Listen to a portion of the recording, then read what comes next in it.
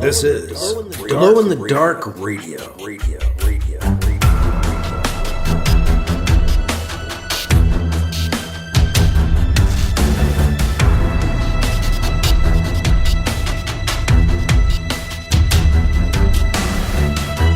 The science fiction podcast with original independent science fiction written and performed by Mike Luoma, with music by Kevin MacLeod. The Vatican Assassin Trilogy and The Adventures of Alibi Jones by Mike Luoma are available in ebook, trade paperback, and audiobook wherever you find your books online. Get links and details at glowinthedarkradio.com.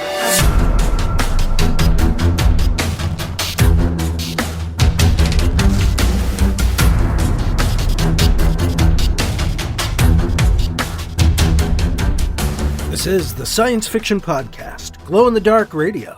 I'm your host, your writer and reader, Mike Luoma, and we've got Chapter 16 of Vatican Ambassador on the way on this episode. I took a week off last week. This time it was my birthday, so with Thanksgiving and all and my birthday, I decided to celebrate and give myself a break and took the week off. I hope you didn't mind. But I'm back with a full chapter this week, and we have Chapter 17 on the way the next couple of weeks because we're going to have to divide that one up. But this one is self-contained, although a little bit long. Chapter 16. Now, BC has gone from Vatican Assassin to Vatican Ambassador to the effing Pope.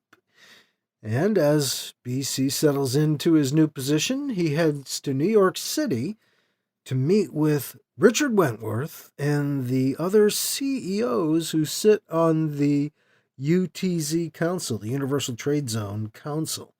Basically, the people who rule Earth orbit, the moon. Yeah, that kind of thing. They no doubt have some questions for their new pope. So we're going to make the trip with BC coming up as we get into Chapter 16 of Vatican Ambassador on this episode of Glow in the Dark Radio. I've got a new giveaway for you for this month of December, your chance to get a free PDF comic book. My December PDF comic book giveaway, going through the site Drive-Thru Comics once again.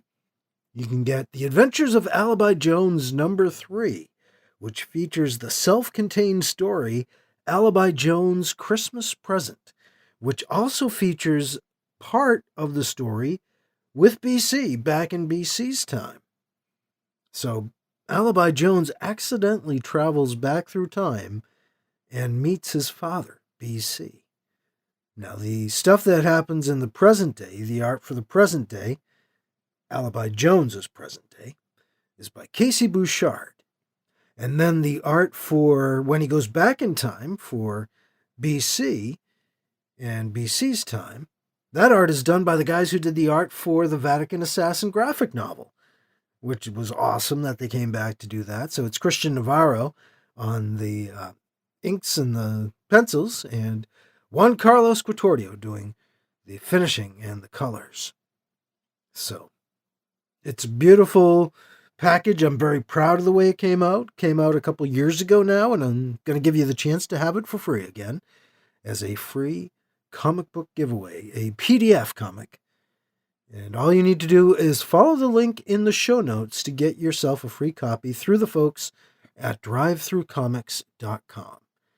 Again, it features both Alibi Jones and BC in the story Alibi Jones' Christmas Present. And it's my gift to you, during this month of December. If you're looking for gifts, I want to remind you that independently published fiction and science fiction and nonfiction make for wonderful gifts, especially mine. I'd love to see you give some of my books as gifts this holiday season if you are so inspired. And of course, I have a new 2024 Ancient Stone Mysteries of New England calendar, which you can give as a gift as well. Just go to ancientstonemysteries.com to get more details on the calendar. But again, all my books are available everywhere online. Barnes & Noble, Amazon, bookshop.org, lots of places you can get my paperbacks, even Walmart. So, your chance to give independently published and written science fiction and nonfiction to the folks you love. I'm just putting in a plug. You can find out more, too, about my books at glowinthedarkradio.com and mikeluoma.com. And again, more about the 2024 calendar at ancientstonemysteries.com. I want to say a big thank you to my patrons who help keep things going. They help keep the gas in the tank as the podcast rolls along. Chug, chug, chug, chug, chug, chug. Yep, so thank you, patrons. If you want to find out more about becoming a patron, you can just go to patreon.com/glowinthedarkradio or go to my sites and look for the link to Patreon. That's how I do the Patreon thing. But again, my big thanks to those of you who are patrons, because you help me do all this and keep it going. Well, I feel like I've been talking a ton, so we're getting into Chapter 16 next on Glow in the Dark Radio. 50 years ago, Mira, humankind's last hope to find new resources, departed the solar system. 7 years into her mission, she disappeared. She has returned. SNR Black, a Sol Federation Marine Corps vessel, is sent to retrieve her from certain destruction in the Kuiper Belt beyond Pluto. What they find will change humankind forever. From Parsec award-winning author Paul E. Cooley, Derelict, Marines, Part 1 of the Derelict Saga, combines military sci-fi, space opera, mystery, and suspense to create a journey you won't forget. Podcast available at shadowpublications.com. Paperback and ebook available from amazon.com. Some mysteries shouldn't be solved.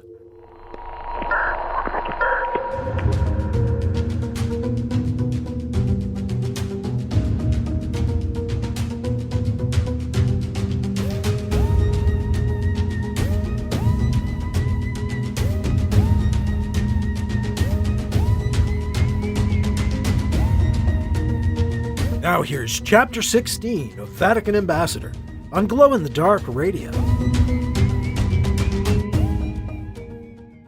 When you're the Pope, people do things for you, such as arranging for transit to New York City for the next afternoon, for you and your entourage.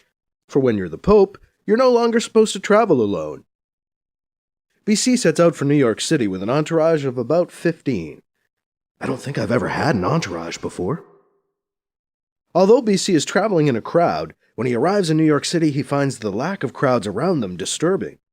He watches from the window of the transport as they travel from the airport to their midtown hotel. The entire city is strangely subdued, quiet. Those still alive are busy burying the dead or hiding out in isolation and quarantine. BC and his staff have booked a floor of rooms at a hotel close to Wentworth's building. BC tries to relax. Others have attended to all the details. All he has to do is go along for the ride. When they arrive at the hotel, BC only has to worry about walking from the transport to the elevator. There are staff people to check him in, to take care of his bags and luggage and such. I don't even have to press the elevator buttons. I'm not sure I like this. Parts of this, sure. But I still feel like I'm fooling everyone, and myself, pretending to be Pope. BC is guided to his private suite and left alone to freshen up. His itinerary is tight. There's no real downtime. BC only has the time to shower and get dressed before he has to head downstairs into a waiting transport and off to Wentworth's building and offices. Wentworth's office building is just another nondescript skyscraper thrusting up off the Manhattan streets and into the sky. BC doesn't have much time to take it in as he's whisked from the transport to inside the building. He's escorted to a conference room. The conference room is similar to the one BC once saw on board Wentworth's station. An arcing table, a hollow semicircle with seating along its outer edge, dominates the large open room. The design allows everyone seated to see each other as they discuss running the world. There are signs of fresh construction. The entire table is sealed away from BC and his side of the room by an arcing floor-to-ceiling, wall-to-wall sheet of plexiglass, recently installed by the look of it. 6 men and women sit unevenly spaced around the table's arc. Wentworth is sitting just about dead center, directly in front of BC as he walks up to the glass. BC raps on the glass with a loud tack-tack. The 6 CEOs all jump, startled. "Richard, are you scared?" BC says, indicating the glass. "What the?" Wentworth is caught off guard at first by BC's directness. "Ah, Campion." "Just checking." "Nice glass," BC cracks. "Precautions," Wentworth explains. "We've all been in orbit or otherwise isolated from the disease. You and most people on Earth and the Moon at this point have been exposed, so we're taking some precautions." Wentworth motions to the wall behind BC. "Why don't you pull up a table and chair?" BC turns to see a table and several chairs behind him, lined up along the wall next to the door. "Gotta do everything myself? Fine." BC drags a table over to the glass, and then pulls up a chair. "Well, now, this is cozy." "We're still waiting on a few people," Wentworth says. "Fine," BC answers. BC looks around the table. The CEOs don't look up or back at him. Each is busy, on a comm, or talking to staff, or studying the tabletop intently. There are 3 empty seats. BC notes a flurry of activity back behind the glass and sees the other 3 council members arrive. Once they are seated, an unspoken word passes between the council members. They all turn to Wentworth and then to BC. The room is quiet for a moment. Wentworth breaks the silence. He addresses the rest of the CEOs of the UTZ Council. "Pope Peter IV has asked us to convene the council today to speak with us about this disease, this plague that is decimating the human population of Earth and the Moon. Your, Holiness?" Wentworth deliberately slips to slight BC. "Why, thank you, Richard," BC says over-effusively. "And thank you to all of you for meeting with me here today on such short notice." BC looks around the circle at the mostly passive, disinterested faces. Some are clearly not paying attention, speaking with staff, or sitting with their eyes shut. At least Wentworth looks interested, concerned. Maybe it's a business leader thing? "Well, I'm the fucking Pope now, so give me your full and undivided attention." BC deliberately clears his throat. The board begins to turn to him, one by one. "Thank you." When they are all apparently listening, BC continues. "I hope I don't need to tell you that we face an unprecedented crisis right now. I don't, do I?" The council members, some visibly indignant, shake their heads no. "I have some news, some information on this plague. You know this sickness is extraterrestrial. I have it on good authority that this plague is actually alien in nature and in origin," BC says. He lets it sink in for a second. "It didn't originate on Earth or the Moon or on Mars." BC hears murmuring behind the glass. "It was not created by humans. It comes from outside of our solar system," BC continues. "And we have got to fight it with everything we have." A woman on BC's left speaks up. "Our scientists are trying," the woman BC doesn't know stresses. "Every time they think they've got a cure, they don't. It's impossible."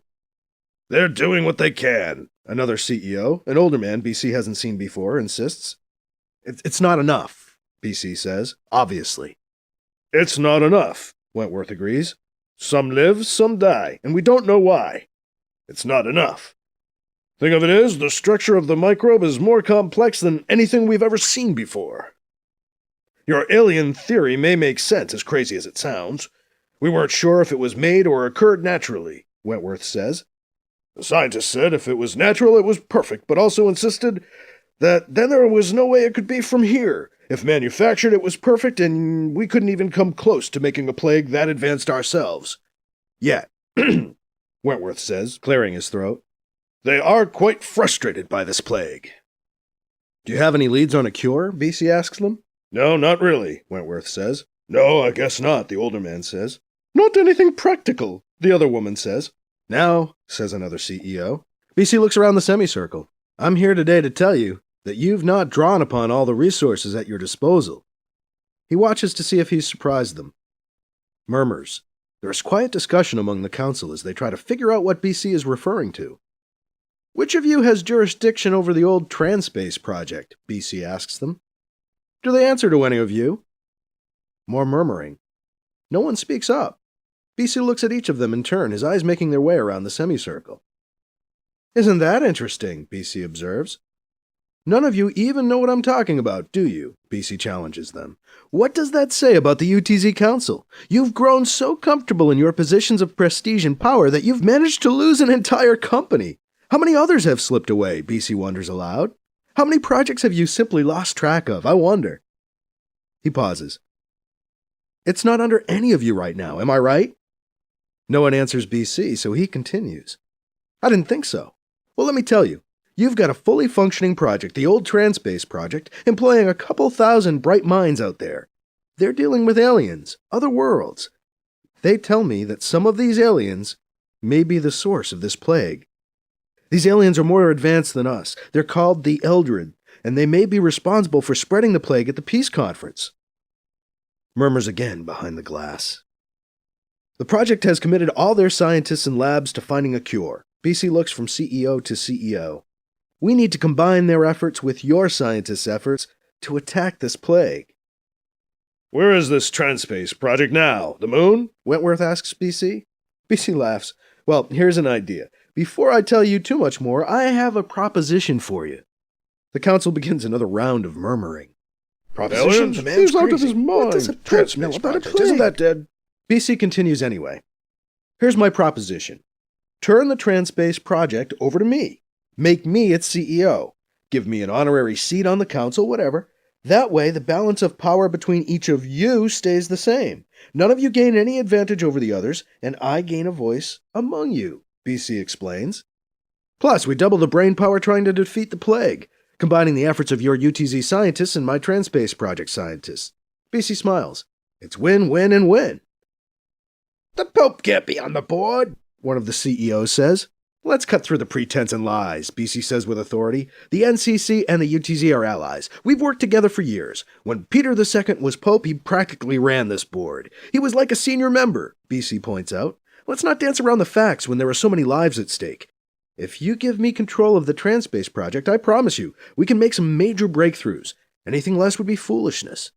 The murmuring picks up in earnest as the council discusses his proposition and request. A fat old CEO BC doesn't know clears his throat and addresses the board with a nasty rasp. What does he know? He asks the rest of the group. What's this about aliens? Why would aliens want to kill us with a plague? It's preposterous. He must know more than we do. He knows something we don't. Yes, Sir Charles, he certainly does, Wentworth says overdramatically, patronizing the old man. Thank you for joining us today, Wentworth says in a, "Oh, just waking up, are we?" tone. Sir Charles lets out a BC decides to chime in. Look, this is what I know, BC begins.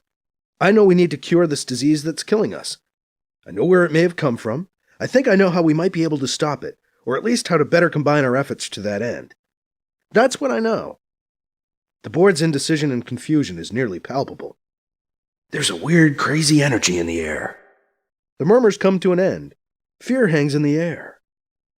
You are paralyzed, Wentworth admonishes the rest of the board. At least Pope Peter, he clears his throat, at least he's offering us something. Let's give him what he wants. At best, he may have something to offer. At worst, he wastes our time. We may have little time left, a woman CEO says. Why let him waste any of it? Do you have another opinion that you've somehow been saving until now? Wentworth asks her. Because, as far as I can tell, the Pope here has the only new option on the table.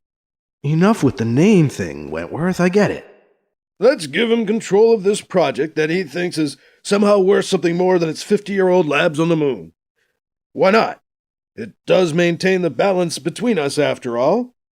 I propose we give Pope Peter IV control of the Transpace project. Do I have a second?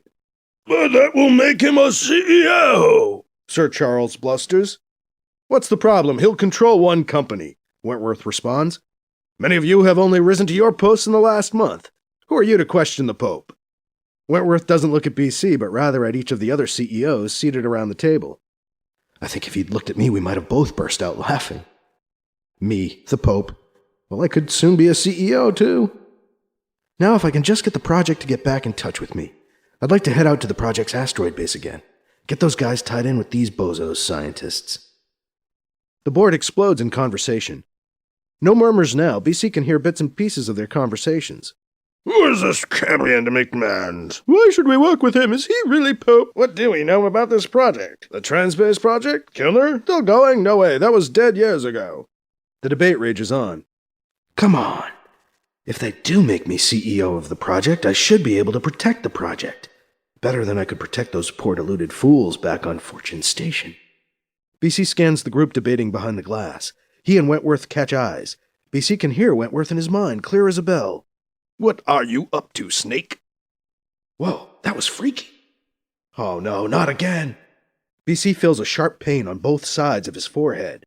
The pain spreads across his forehead in a flash, meeting in the middle behind his eyes in an onrush of pain. Not again, not another headache, not now.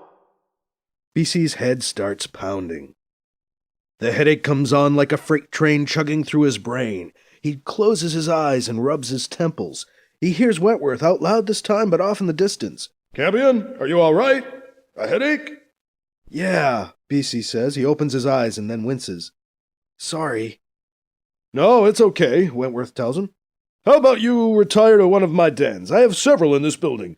One is just outside of this hall, as a matter of fact. You can lie down for now in there. Let that pass, Wentworth offers. He indicates a door in the back wall behind BC. Wentworth turns to the other CEOs. The Pope here suffers from some rather severe migraines.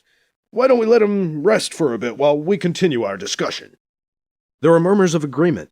BC is having trouble focusing his eyes, trouble hearing over the pounding in his head. As if every beat's a chorus of shouting voices. Thank you, BC says. He gets up a little unsteadily and makes his way slowly to the opening door at the back. Bet it's still isolated from the rest of them. BC makes it through the door, but only just barely. He hears the door close behind him as he falls to his knees. Damn, stop shouting! The beats continue, as if some tormentor is sitting at the volume control for a recording of thousands of voices speaking at once, turning it up for a second, and then back down. Up again, then down. Over and over in time with the beating of BC's heart, the pounding of blood in his temples. BC falls forward to the floor, twisting and writhing in pain. Stop it! Stop! And suddenly, the headache is gone. The pounding? Gone? He pushes himself up onto his elbows. BC looks around as his vision clears. Ancient books line the walls. The small compartment has no windows, feels close, and smells musty from the old texts. A large oaken desk looms up in front of BC. Lucky I didn't hit my head on that, going down like I did. BC uses the desk as a prop to pull himself back up onto his feet. A white salon couch sits, inviting, to the left of the desk. BC lurches over to it and plops down. The pounding begins again with a vengeance. No! BC blacks out. He awakes to one of the priests in his entourage hovering over him. The aide is mopping his forehead with a cold compress. Wentworth's face looms overhead on a video screen that is lowered from the ceiling. You're awake, Wentworth says to BC. Yeah, BC nods, sits up. His head has cleared. The headache seems to be gone. Good. Evidently no lingering effects. Well, you'll be glad to hear this news. Looks like you're getting your way, Wentworth tells him from the overhead screen. You're the new CEO of the Transpace Project. They actually went for it? BC asks Wentworth's grinning video image. They did. The paperwork is already in the works. Did you know they still had Van Kilner listed as CEO? He must be long dead by now. Shame how things get out of date like that. He's not dead. Not yet, BC says. He'd have to be fucking ancient by now, Wentworth protests. He is, BC says. He grunts as he tries to get up off the couch. I met him just before I became the Pope, BC tells Wentworth. Well, that could complicate matters, Wentworth tells BC. I had to have him declared deceased in order to process your paperwork. I'm sure he wouldn't mind, BC says. Yeah, right, the old guy'll be pissed. Right, Wentworth says, sarcasm evident in his voice, echoing BC's thoughts. Sir? The priest standing by with the cold compress tries to get BC's attention. Yes? BC acknowledges him. Hold that thought, Wentworth, okay? Sure, he answers huffily. There's a priority message from the Vatican, sir, the priest informs BC. It's been waiting for you. A Dr. Capituna from the project is there to see you. The Vatican has been trying to contact you for the last 3 hours. Anita? Finally, good. She went to the Vatican? Glad she's persistent. Can I talk to her here? BC asks. I have a comm unit with me, the priest tells him. Fine, BC says. Set it up and put her through, please. The priest breaks out an old covert communications unit, a CCU from the OPO, and makes the connection. Huh. Talking to Anita on the same kind of CCU she recorded me using back on the moon. Was that only 2 years ago? Huh. Suppose it's kind of ironic. Anita appears on the screen. Her eyes look red, a little swollen. BC, so you're Pope now? She says, and then sniffles. Looks like. I've got another title to tell you about, maybe, too. But enough small talk. What brings you to Vatican City? Anita sobs, sucks back another, and wipes away a tear. Van Kilner's dead. I think they did it, BC. They? BC asks, and then figures it out. Oh, them. The Eldred. Has to be. She just doesn't want to say it. You know, she hints, getting frustrated by BC's lack of understanding. I do, BC tells her, trying to calm her down with his tone of voice. I'll meet you back at the Vatican soon as I wrap things up here in Manhattan, he tells Anita. Thanks, BC, Anita says. Her image blinks out. Well, that solves that problem now, doesn't it? Wentworth says from the screen. Jeesh! BC gasps in surprise and revulsion. You're cold, man, BC says to Wentworth. It's just business, Campion. Don't get all soft on me now that you're a pope. You're far from being a holy man, Wentworth says. You're a CEO now. You're on the UTZ Council. Try acting like a businessman for a change. I've met aliens I have more in common with than I do you, BC says to Wentworth. Oh, Wentworth says, feigning offense. Then he stops himself. Wait a minute, you've met these aliens? Wentworth grows darker. What aren't you telling us, Campion? So much for overstatement. I'm telling you the sickness is extraterrestrial in origin, BC says. But I haven't actually met any aliens, not yet. It was just an expression. They can't be any colder than you, though. You've insulted me to the core. Oh, my poor soul, Wentworth mock protests. I'm heading back to Rome, BC tells him. Good. Stay in touch.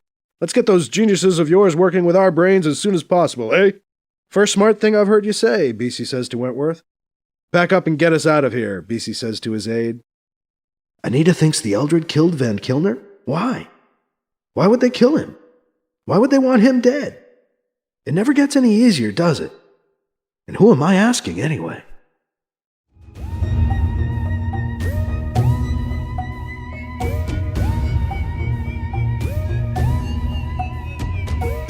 That was Chapter 16 of Vatican Ambassador on Glow in the Dark Radio. Well, now BC is CEO of the Transspace Project. How about that? And Von Kilner is dead. Maybe killed by the Eldred, if Anita is right. We'll head back to Vatican City with BC in Chapter 17, Part 1, on our next episode of Glow in the Dark Radio. A reminder of the book news I was mentioning. We're giving away The Adventures of Alibi Jones number 3, which features the done-in-one story, as they call it, all under one cover. It's not going to be continued or anything.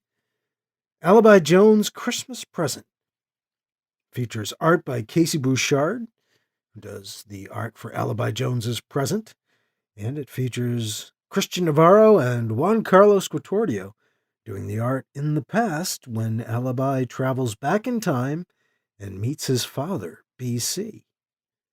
That's Alibi Jones' Christmas Present in The Adventures of Alibi Jones number 3, a free PDF comic book giveaway throughout this month of December. It's for a limited time, and there are a limited number.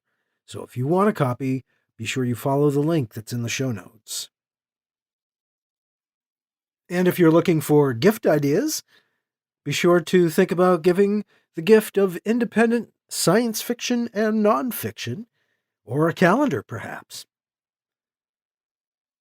Find out more about my Ancient Stone Mysteries of New England 2024 calendar at ancientstonemysteries.com. And head to MikeLuoma.com and glowinthedarkradio.com for links to all my books. And finally, a big thank you to all my patrons who help keep me going and help keep this podcast going. Thank you. That is all for this week. I'm your host, your writer and reader, Mike Luoma. Thank you again for listening to Glow in the Dark Radio.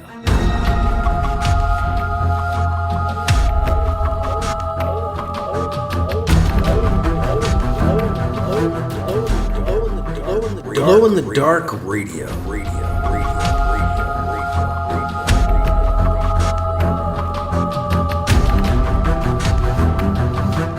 This podcast presentation is copyright 2023 by Michael F. Luoma and is protected under a Creative Commons Attribution, Non-Commercial, No Derivatives 4.0 International License, CC by NCND 4.0. Music by Kevin MacLeod. You can find his work at incompetech.com.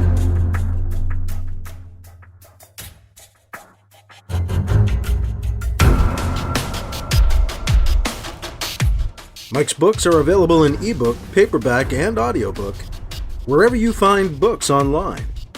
Get links and more details at glowinthedarkradio.com and mikeluoma.com. This has been a presentation of Glow in the Dark Radio.